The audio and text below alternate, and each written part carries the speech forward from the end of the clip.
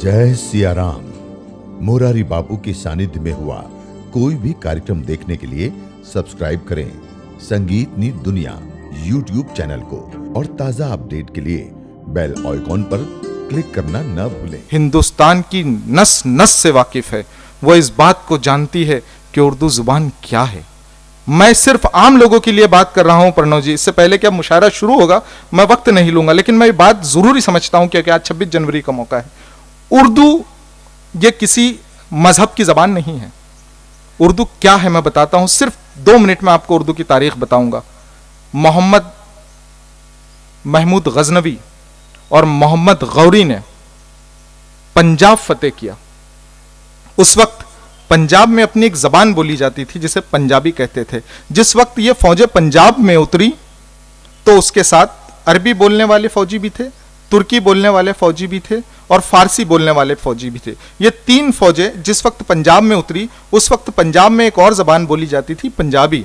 तो ये 4 जबान जब इंटरेक्शन होता है तो उसके लिए जबान की जरूरत पड़ती है। तो ये 3 जबानों के अल्फाज में पंजाबी के अल्फाज मिलने लगे थे, तो एक नई जबान डेवलप होना शुरू हुई थी। कुछ अरसा गुजरता है, मोहम्मद गौरी दिल्ली फतेह करते हैं और कुतुबुद्दीन ऐबक को वहां का हाकिम बनाकर भेजते हैं, वहां का बादशाह बनाकर भेजते हैं। तो दिल्ली की अपनी एक जबान होती है जिसे जबान दहलवी के नाम से आगे जाना जाता था। जिस वक्त ये 4 जबानें चलकर दिल्ली पहुंचती है तो एक नई जबान जो 4 जबानों को लेकर के 5वीं जबान से इंटरेक्ट करती है, तो 5 जबानों के वर्ड एक दूसरे में मिलना शुरू हो जाते हैं। अननोइंगली ये एक जबान डेवलप हो रही थी। कुछ अरसा बीतता है, खिलजी का दौर आता है। अलाउद्दीन खिलजी गुजरात फतेह करते हैं। गुजरात फतेह करते वक्त गुजरात में अपनी एक जबान कही जाती थी जिसे गजरी कहा जाता था उस वक्त। तो ये 5 जबानों में गुजरात के भी कुछ लफ्ज जो है वो मिलने शुरू हो गए। कुछ अरसा और गुजरता है, तुगलक का जमाना आता है। तुगलक दक्कन फतेह करता है। दक्कन में अपनी एक लैंग्वेज बोली जाती थी जिसे दक्कनी कहा जाता है, जिसे हम सिराज का दक्कन कहते हैं। तो सिराज के दक्कन के कुछ अल्फाज इसमें मिलते चले गए।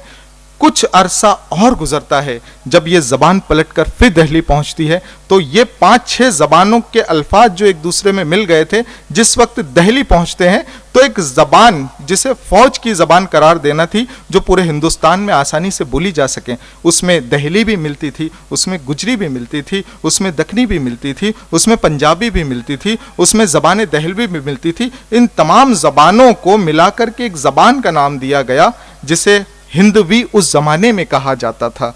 लेकिन अरसा गुजरता गया, वो हिंदवी जबान रेख्ता में शामिल हो गई। गालिब ने शेर कहा था, रेख्ते के तुम्हें उस्ताद नहीं हो गालिब, कहते हैं अगले जमाने में कोई मीर भी था।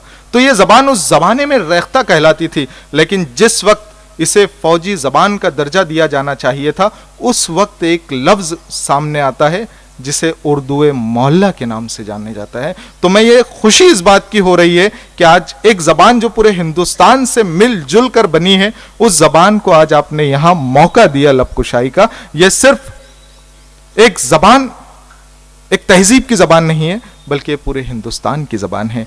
फलक भी हम पे हुआ मेहरबान काफी है, खुली फजा ये खुला आसमान काफी है, समेट लेती है सबको शफीक माँ की तरह, हमारे वास्ते उर्दू जबान काफी है, हमारे वास्ते उर्दू जबान काफी है। आइए, ये मेरा दर्द था, अब मैं चलूं उस गजल की हसीन वादियों में जहां एहसासात के आबशार दिल को मोह लेते हैं। वो गजल जिसने अपना सफर यहां से शुरू किया था कि गोरी सोए सेज पर, मुख पर डारे केस, चल खुसरो घर अपने, सांझ बही चौदेस। वो गजल जो अपने महबूब से इस अंदाज में बात करती थी कि सुने जाते न थे तुमसे मेरे दिन रात के किस्से, कफन सरकाओ मेरी बेजबानी देखते जाओ। वो गजल जो इस अंदाज में बात करती थी कि फिर कुछ इस दिल को बेकरारी है, सीना जोयाए जख्मकारी है, फिर उसी बेवफा पे मरते हैं, फिर वही जिंदगी हमारी है। आइए दोस्तों।